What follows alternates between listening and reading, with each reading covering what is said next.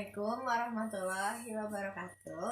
Perkenalkan, nama saya Fadlaini Kalia Rizkifa dari Fakultas Ekonomi dan Bisnis. Di sini saya akan mempresentasikan penelitian saya yang berjudul Pengaruh Likuiditas, Resiko Bisnis, dan Struktur Aktiva terhadap struktur modal perusahaan jasa, subsektor konstruksi bangunan dan konstruksi non-bangunan yang terdaftar di Bursa Efek Indonesia tahun 2013-2019.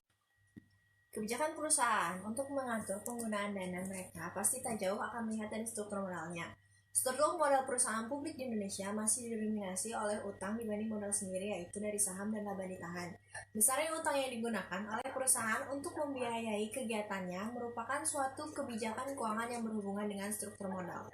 Di sisi lain, jika perusahaan menggunakan hutang dengan jumlah yang tinggi dan tidak benar dalam penggunaannya, maka kemungkinan akan memunculkan banyak resiko yang juga besar sehingga dapat merugikan berbagai pihak. Perusahaan pasti akan memilih untuk menggunakan modal sendiri yang dimiliki demi menghindari resiko yang semakin besar. Tetapi jumlah pendapatan terkadang tak semua dapat menutupi seluruh biaya kegiatan bisnis perusahaan, sehingga perusahaan akan cenderung untuk memilih pendanaan menggunakan utang. Apalagi perusahaan jasa yang berkembang lebih mengutamakan biaya operasi utama sehingga pastinya memerlukan dana yang cukup cepat melalui hutang berjangka pendek maupun panjang.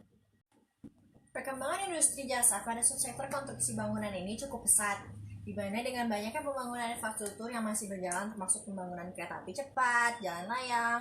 Apalagi sektor ini sangat diminati oleh investor karena merupakan investasi jangka panjang di mana sektor ini merupakan aktiva multiguna dan dapat dijadikan bahan untuk investor menanam modal, yang dimana konstruksi bangunan rata-rata hanya memproduksi bahan baku yang hanya untuk keperluan pembangunan infrastruktur suatu negara. Sama halnya dengan perkembangan industri jasa subsektor konstruksi non bangunan yang juga terus meningkat pesat karena kebutuhan jasa telekomunikasi untuk menunjang aktivitas semenjak terjadinya pandemi COVID-19.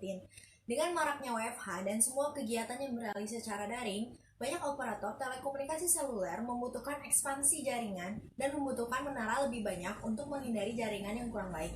Bahkan saat ini rasio jumlah menara dengan pengguna di Indonesia tidak ideal karena saking banyaknya pengguna jaringan saat pandemi. Sehingga sektor ini akan menambahkan kurang lebih 100.000 menara untuk mewujudkan kapasitas ideal pengguna jaringan di Indonesia. Struktur modal merupakan salah satu bagian dari struktur keuangan perusahaan yang selalu dikaji sepanjang waktu. Pengajian struktur modal selalu dilakukan untuk memetakan komposisi yang paling optimal agar menghasilkan nilai perusahaan yang baik. Tujuan perusahaan melakukan keputusan pendanaan adalah untuk meningkatkan struktur modal yang optimal.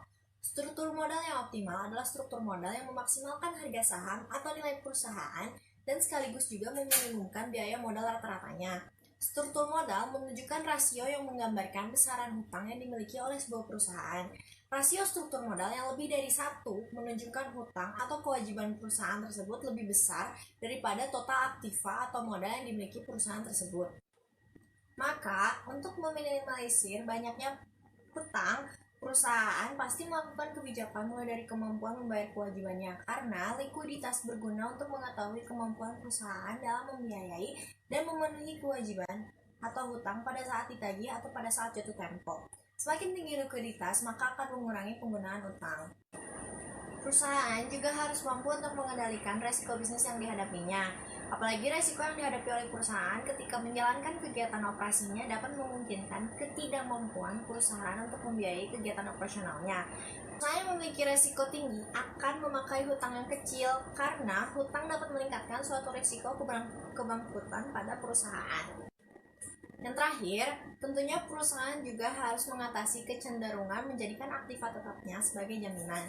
Komposisi aktiva tetap berwujud perusahaan yang jumlahnya besar akan mempunyai peluang untuk memperoleh tambahan modal dengan hutang. Karena aktiva tetap dapat dijadikan sebagai jaminan untuk memperoleh hutang yang sangat besar, apalagi jika aktiva yang dimiliki juga dalam jumlah yang besar. Maka dari itu, saya melakukan pengujian dengan hasil uji F sebagai berikut. Selanjutnya adalah uji T dari masing-masing variabel terhadap struktur modal. Selanjutnya adalah kesimpulan. Sekian presentasi dari saya. Mohon maaf apabila ada salah kata. Wassalamualaikum warahmatullahi wabarakatuh.